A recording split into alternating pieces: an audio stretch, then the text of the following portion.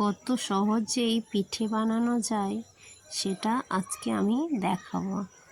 এই যে সরু চগলি পিঠের জন্য আমার পিঠে রেডি হয়ে গেছে, আর এখানে আমি কতগুলি পিঠে তৈরিও করে নিয়েছি।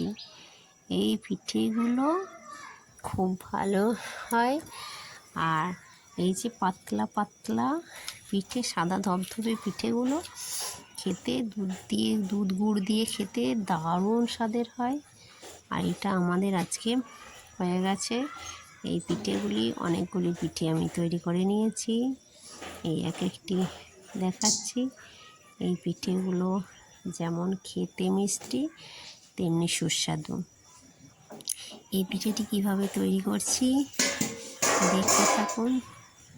এই যে পিঠেটিকে মেলা হয়ে গেছে, তারপর একটি ঢাকা দিয়ে আমি রেখে দিয়েছিলাম, 2 মিনিটের মতো রেখে দিয়েছি। তারপর এটাকে খুন্তি দিয়ে দুটো পিঠ এপিঠ ওপিঠ একটু সেঁকে নিলাম। এত সুন্দর হয়, মানে খেয়ে না দেখলে বলা যাবে না। আর এটাতে সামান্য একটু তেল বুলিয়ে নিতে হয় প্রথমে, তারপর ওই তেলের উপরে এই বাটারটাকে দিয়ে এটাকে ভালো করে তাল পাতা কেটে নিয়ে এসেছি, সেই তাল পাতা দিয়ে আমি এটা ঘুরিয়ে ঘুরিয়ে পিঠেটাকে তৈরি করছি।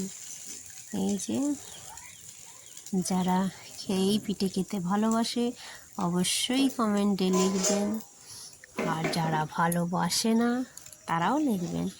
আর এদিকে আমি একটা নারকেলের পুর তৈরি করে নিয়েছি। শুধু সরু চাগলি পিঠে করলে তো হবে না, আর কেউ কেউ পাটিসাপটা পিঠেও খেতে ভালোবাসে, তাই ওর জন্য আমি পাটিসাপটাও তৈরি করে নিয়েছি। এইগুলো আমি তৈরি করে আবার একটু ঘি দিয়ে ভেজেও নিয়েছি এই পিঠেগুলোকে।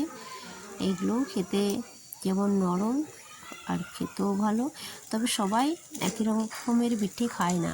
কেউ আবার সরু চগলি পছন্দ করে, কেউ আবার পাটিসাপটা পিঠে পছন্দ করে, যে যার মতো খায়।